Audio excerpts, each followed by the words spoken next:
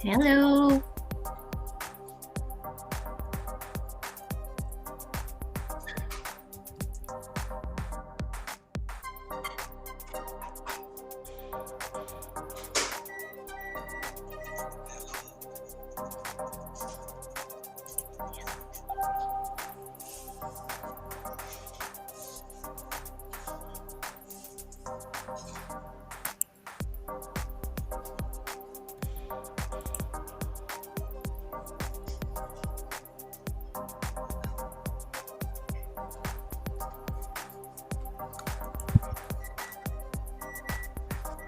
So Joy, in 2 minutes mag-uumpisa na tayo sa maganda nating topic ngayon, no? Steps to financial freedom. Yes! Very first live episode natin to, Rom. Kaya nga. So, excited na. So yung live natin is nakashare ito sa ating Facebook page, yung Taxmart Cafe, sa ating YouTube channel. Yung profile ko, Rom's God. So, kung nakikita mo siya, share or tag yung mga friends ninyo kasi napakaganda ng topic natin ngayon. Ito yung gusto ng karamihan, no? Maging financially free.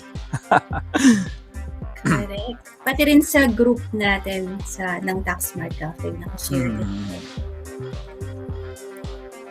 So tapos meron tayong guest. So in 1 minute, tawag nito, mag-uumpisa na tayo. Stay tuned.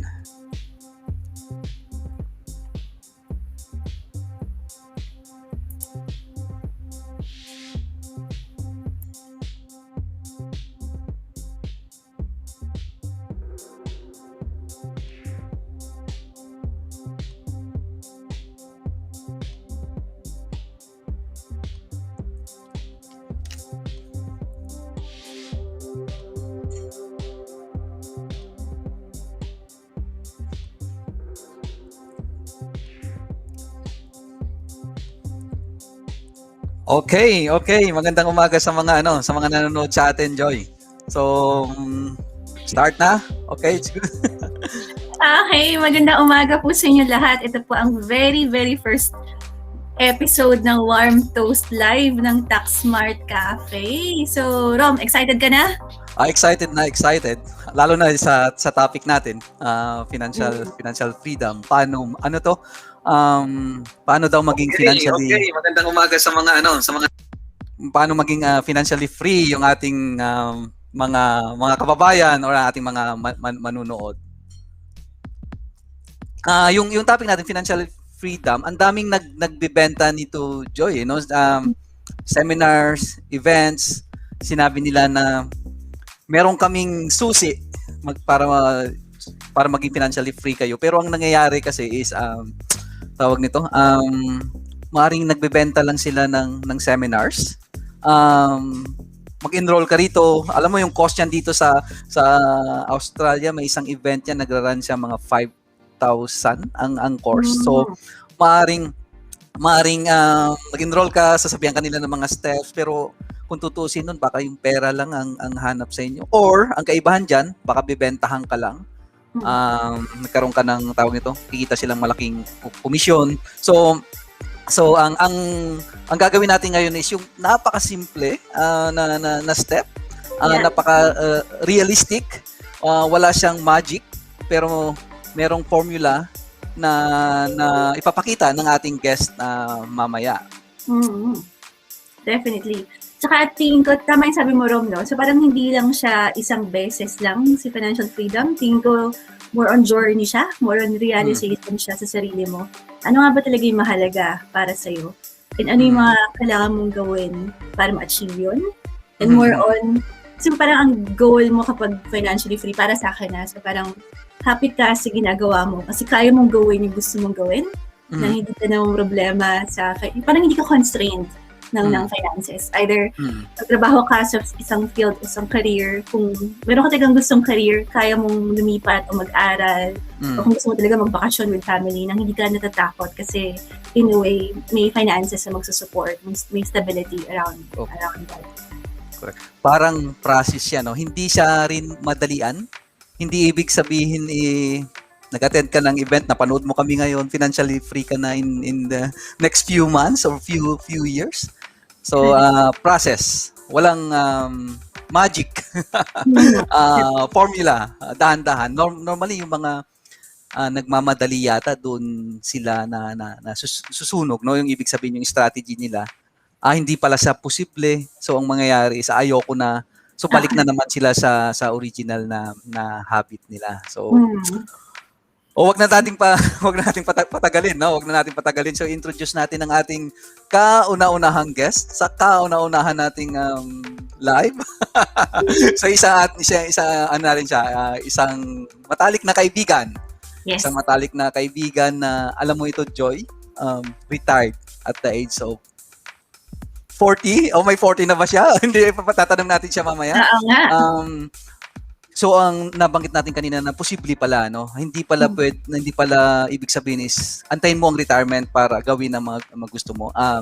Kung nag-umpisa ka ng maaga, maaring maaga ka rin maging financially free. So nandito na siya. So iimbitahin na natin ang ating guest. Papakita na natin siya, si Alvin Reyes. Magandang umaga, Alvin. Good morning. Kamusta? How are you? Excited kang makausap para at least para sa nanonood sa amin para ma-share yung knowledge. Thank you po. Siyempre. Although, bago tayo mag-start, Alvin, siguro sa mga sa guests natin, so i-remind ko lang na general advice yung maririnig nyo galing kay Alvin. So, specific to sa experience niya. So, not necessarily mag-a-apply to sa lahat, diba? So, we'll hear more from Alvin throughout the session. At kung sakaling may gagawin sila, i-consulta nila, of course. No? Lagi natin sinasabi, Joy, yung kanilang professionals. Correct. Okay, sige. Alam ko, excited na kayo. Excited na rin kami. Alvin, okay, first question. So, 7 properties in 7 years. So, medyo interesado kami malaman. Paano mo ito nagawa? Anong yung investment strategy? Yeah, well, when I started at 32. Tapos I retired from employment last year when I turned 39. After turning 39, we've since gotten 2 more properties, so we've got 9 at the moment, and we have 3 with SMSF coming up, and 1 more as our first home buyer. But when I started, it was a bit messy. My first 4 properties were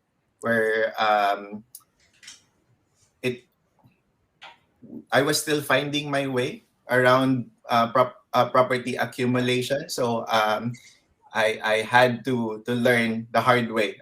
It was a very steep learning curve for me. I had some assumptions that all properties are the same, that whatever suburb it may be or whatever type of property it may be.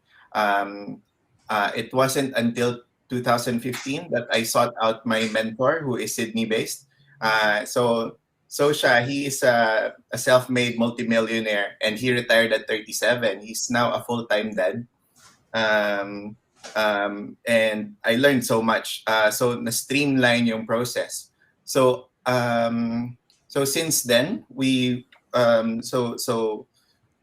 ang strategy, I suppose, is to look for discounted opportunities. So of the planned projects that are that have long settlement dates, also properties that are offered via nomination, so that you can get a steep discount. The discount portion is so if your contract is over 12 months, you can use that equity, that built-in equity, so you can buy it at a discount technically. So I guess that's the strategy that I've learned, but I had to change it over the years. It wasn't a walk in the park. Alvin, before my next question, no, to those who are watching, introduce mo nga yung sarili mo, Alvin. So, before investing into property, ano nga ginagawa ni Alvin para Ah, ma-inspire natin yung ating mga nurse manonood? ako. I was a pediatric nurse sa Sydney. And then we moved here in December. We moved here in Melbourne. I'm Melbourne based now. We moved here in December to set up a badminton court, a Oh, badminton center. So we have a small badminton center in Carrum Downs in the southeast of Melbourne, Metro Melbourne. So pasyal kayo pagka open. oh, ito na yung question ko. So, I think yung investment strategy mo, Alvin, is you borrow, of course, ang tawag dyan is other people's money strategy. You borrow money from the bank and buy an investment Yeah. property. Maring ganun ng strategy. So paano mo naman siya, of course, 7 properties yan. Paano naman siya na-manage yung utang sa bangko? Um, I think it's a matter of perspective. It's a matter of being comfortable with debt and the difference, knowing the difference between good and bad debt. So early on, I learned to avoid bad debts and acquire good debts. So in a nutshell, good debt is debt that is paid for by someone else, and that enables you to grow your wealth, versus bad debt, which is the consumer debt. Um, um, so that is why I it well until now I haven't lived in any of the houses that we bought, and we opted for the rent vesting strategy, because, well, this is very controversial, but the house that you live in is a liability, according to Rich Dad Poor Dad. So my partner and I, si Victor, we don't go into personal loans or credit card debt or even car loans. For us, if we cannot pay for it outright, then we could not afford it, so we stay away. So I guess that's how we manage debt. And as far as using debt for the properties go, you just use leverage to work for you. So yung only a portion of the property value, hindi mo naman bibilin ng cash yung property, so you borrow the balance, and then that balance will be serviced by other people's money again, which is in the form of rental income. Tapos yung we just add on top of that the tax incentives. Cool. So mukhang may discipline, Alvin, no, with regards to managing the debt. So 7 or actually 9 nga, di ba sabi mo, 9 Yeah. properties. So meron ka bang ma-share sa amin na budgeting strategy na ginagawa mo? Well, that's funny kasi I don't actually enjoy budgets. Even before, what I always have was a spending plan. So just stick to whatever money allocated to you. So when Victor and I decided to retire from employment last year, we came up with a figure which was 750 a week. It's not a lot, but it's enough for us. So we also set aside 6 months of rent so that we don't worry about it. And you'd be surprised at how well it works. I don't think we ever I think most weeks we don't use up that budget that we have, but it just makes life simpler. And obviously yung the same discipline na stay away from credit card, kasi yung ano yan, buy now Pay later. pay later schemes, it it will creep up on you. Before you know it, nabaon ka na sa credit card debt. And it comes with a steep interest. Not to mention, it hurts your credit score. So it will affect your borrowing capacity as well. So a bit of discipline on all those aspects. With it, live well within your means, not just within your means. Hindi yung nasa edge. You have to be well within it for you to have that extra buffer that you can use to invest. Alam mo, Joy, yung narinig ko doon, no, yung hanggang ngayon, 'di ba? Ang daming financially free na si Alvin, no. Marami siyang property. Alam mo, narinig ko doon sa kanya, meron siyang emergency fund, yung buffer, no. Nabanggit niya kanina 6 months. Na majority yata ng Australians ngayon is halos wala, no. Nung nangyari nung pandemya natin, the following day, ang dami nang nakapila sa Centerlink. So maaring sa ating manonood, no, na importante ang emergency Oh fund. yeah. Mm-hmm. Buffer equals good sleep at night. You know na whatever happens, you will have the means to pay for it. So for example, if your tenant moves out with no notice, so how will you survive? What if they move out during a lockdown when you could not open the property for inspection? So you need to be prepared for all of those circumstances, and having a buffer just protects you from that.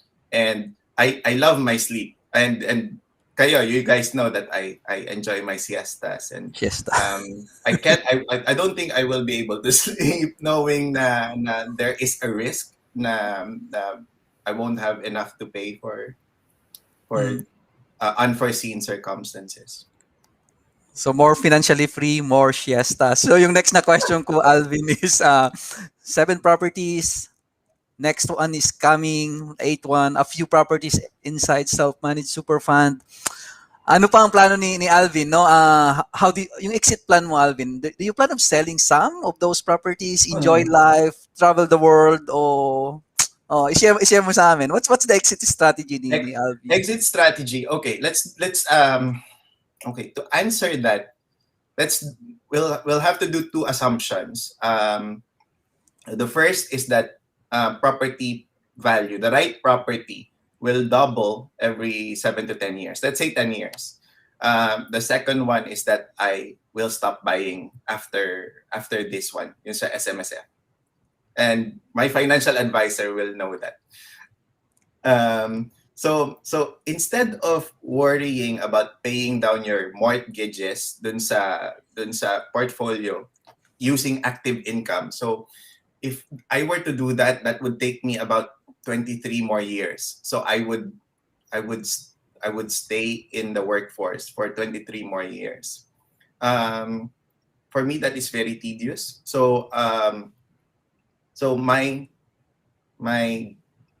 plan, my exit strategy is to use a combination of other people's money in the form of rent, using legal tax incentives, using inflationary forces. So yung loan mo ngayon na, let's say 300,000, 30 years from now, that won't be worth 300,000 in today's money because inflation will eat it. So use it to your benefit instead of against you. So kung imbes na isave mo yung 300,000, di borrow that, but service it with other people's money. And also the as part of that combination is that growing property value. So use all of that parang as an orchestra of working towards you. So let's say, so I'm 40 now. Let's say when I turn 50, I will start selling one property. And then I will have, in today's money, 1 million. So maliit lang man yung expenses namin. Even if I want to be extravagant, which is not in my nature, it will take me 5 years to spend 1 million in today's money. Actually, malaki yun. So, hindi ko kaya, kahit isipin ko lang. Pero just in theory, so every 5 years, I will sell. But if you start at 13 houses, so 13 houses tapos at 50, that's every 5 years. So you're set until you're 115. I don't think I will live up to 115. So that is the strategy, I suppose. Instead of worrying about paying down the debt. And I think that's very crucial because most people, they equate debt as something that is negative. But again, it depends on who pays for it. So ayun. Correct. Actually, Rom, ang dami ko natutunan doon from Alvin, no? So, marami akong narinig doon, wala kanina pa sa mga sagot niya. Isa is yung risk management. So, with regards sa tenant, diba? So, potentially, na yung investment nila Alvin, walang magre-rent. And then, yung isa doon is, another one is, Alvin is working with professionals. So, I heard you're working with a financial advisor, diba? So, you're not doing it hindi ka nagdi-DIY. So of course, I'm pretty sure you're doing your own research then. But then you're also working with the professionals hand in hand with you. And then I'm happy to hear na meron ka rin talagang exit strategy, di ba? Unrealistic yung strategy mo. So hindi mo lang talaga intention na mag-build ng wealth. Pero eventually gusto mo rin na mag-retire comfortably, na masaya, di ba? Na hindi na mong problema rin with all the debt. So yung next question ko naman, Alvin, is meron ka ba bang additional na strategies for comfortable na retirement? Comfortable retirement. I guess it will depend on the person. So maybe ask yourselves, what do I want to do in retirement? Kasi that could be very different to different people. And the greatest fallacy is that retirement is the absence of work. You cannot define something using an absence of something else. So find out what that is. Kasi in real life, people need a sense of purpose. People need meaning. Otherwise, they will just wither and fall into depression or parang lack motivation, and that's when the bad habits will start. So again, it will be very different to different people. At the moment, what I enjoy doing is spending time with my family. I enjoy walking. I enjoy reading. Now this is very tricky kasi I don't like social media that much. My friends will agree with it. But I like education. I like financial education. I like being able to help people. So you will always see me in that Facebook group, Pinoy Property Investors Australia, answering questions, posting things.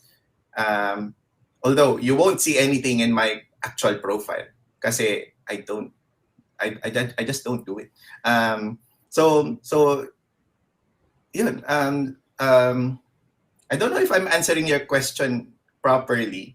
So I guess filling that time that will be left vacant when you retire is more important. So we set up that badminton center because it gives us joy. It allows us to facilitate a sense of community. So, and you guys have been there. So it's a very welcoming environment. We have a very huge lounge that we can accommodate people and share food. Parang fiesta dun eh pagka nag-i-info sessions. Another thing is so for example, si Victor, he got trained as a real estate agent during 2 lockdowns ago. I think May na nag-start siya. And he's doing really well. And I guess that freedom he did not know that he had that like dormant skill set that he's now making the most out of, and he's really enjoying it. I've never seen him so inspired.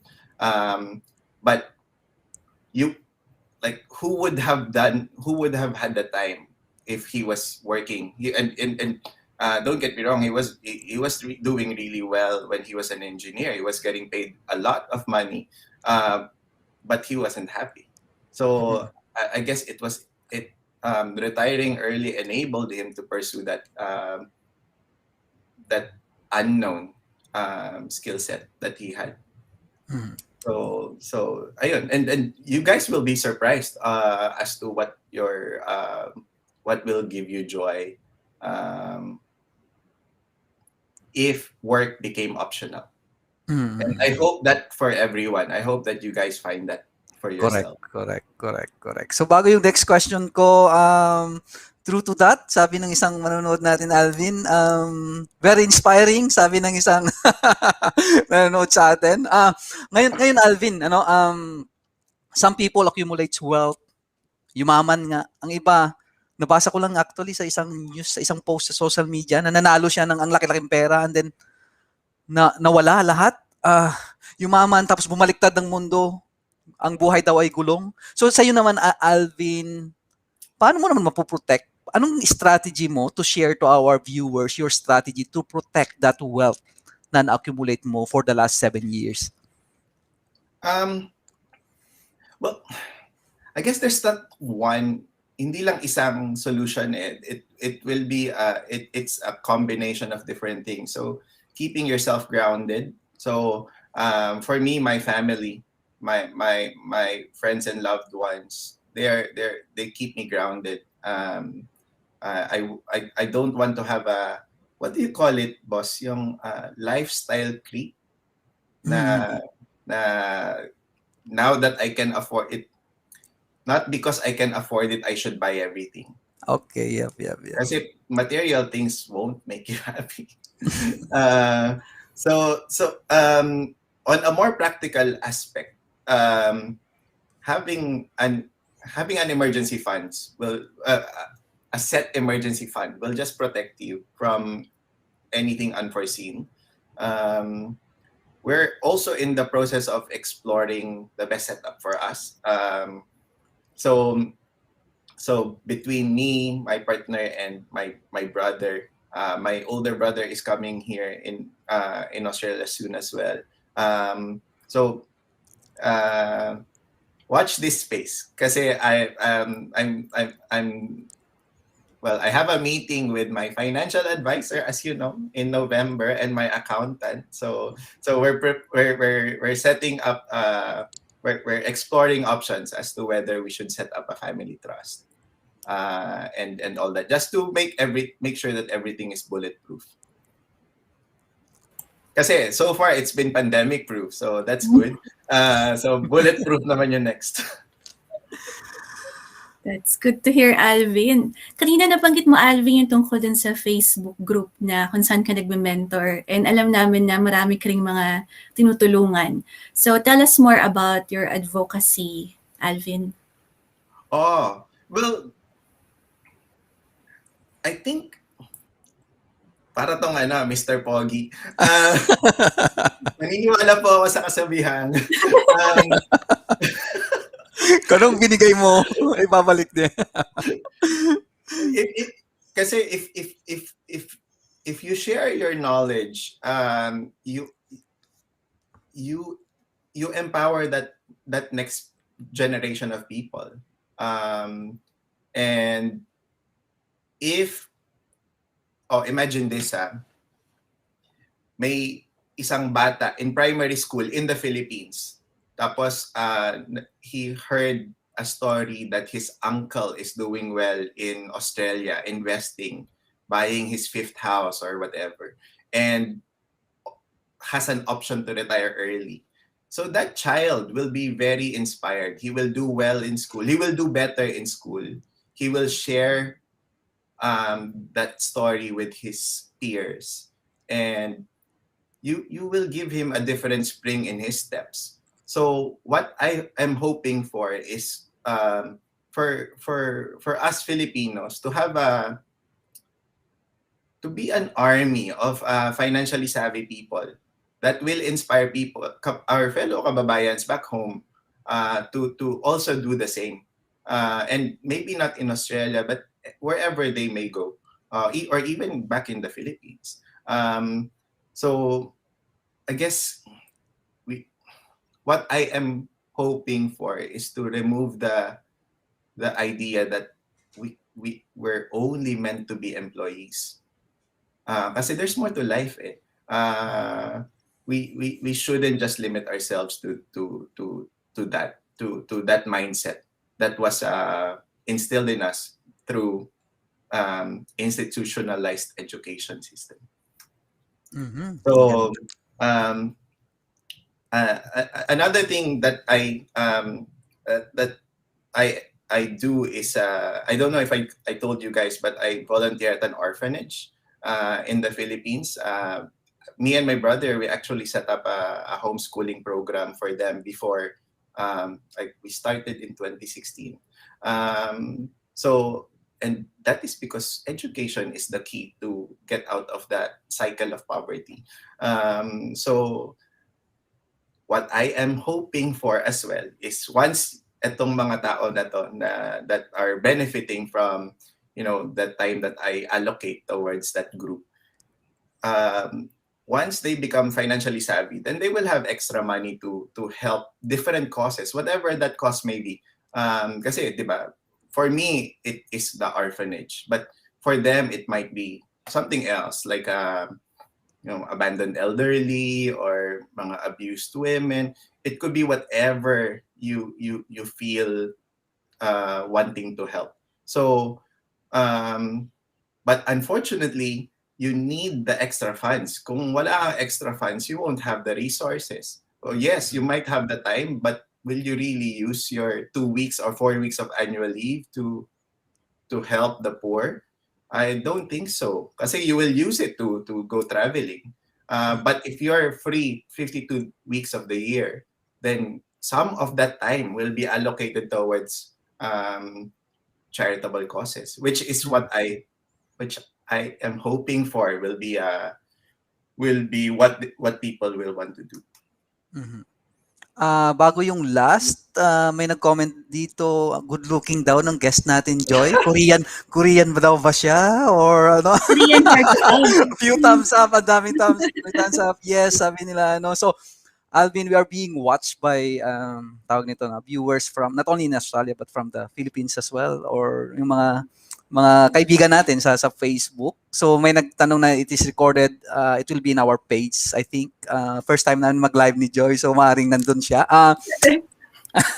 So a lot of people will follow. Gusto nila i-follow nga natin si Alvin. Gawin nga rin natin ang ginawa ni Alvin, to inspire those people. Alvin, anong message mo sa kanila na gustong gayahin ang ating 40 years old na retired na guest? What do I say? Siguro identify what your goals are, and come up with a strategy. And surround yourself with the right people, kasi you cannot do DIY everything. You will encounter a lot of mistakes along the way, which is fine if you had maybe if you're in your 20s, that's fine to DIY. But what if you're 40 already? Can you really afford the setbacks? Can you really afford bad advice? So interview people. Don't hesitate. Don't go for the run of the mill accountants or brokers or financial advisors, you can't afford to make mistakes. That's wrong. Sorry, you can't afford to make big financial mistakes. Kasi it might be too big that you won't be able to get back on track. And instead of making those mistakes yourselves, you might as well benefit from people's experiences. So, for example, kung meron kang financial advisor, so yun yung that's essentially his job. So lahat ng horror stories pwede niya ikwento sa'yo para so that you avoid that trap. So like things like as simple as